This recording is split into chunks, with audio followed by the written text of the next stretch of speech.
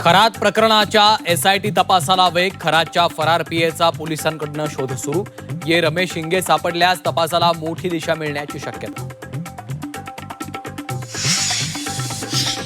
Captain Kharat प्रकरणावरून विधानसभेत गोंधळ. सभागृहात चर्चेसाठी विरोधक आग्रही.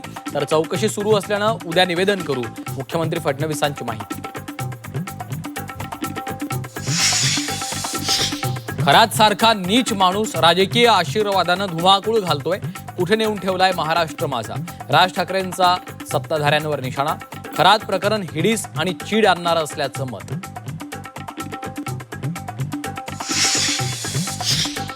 अशोक खरातचा पाय आणखी खोलात. गर्भलिंग निदान प्रतिबंध कायद्याअंतर्गत गुन्हा दाखल. वन्यजीव संरक्षण कायद्याअंतर्गतही गुन्हा दाखल. कैलास चौधरी मृत्यू प्रकरणात गुन्हा दाखल होण्याची शक्यता.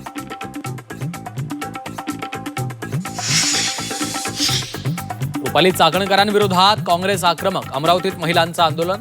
खरात प्रकरणात चाकणकरांना अटक करण्याची मागणी. सातारा झेडपीतील वादाचे थेट विधानसभेत पडसाद. निवडणुकीतल्या राड्याच्या मुद्द्यावरनं शिवसेना आणि भाजपा आमने सामने.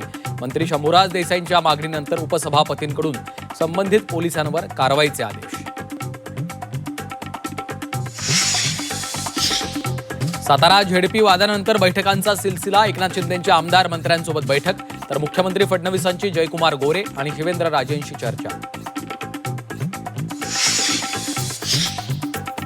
कुणालाही मतदानापासून वंचित ठेवणं चुकीचं. सातारा एसपींशी आपली चर्चा झाली होती. उपमुख्यमंत्री एकनाथ शिंदेंची सभागृहात माहिती.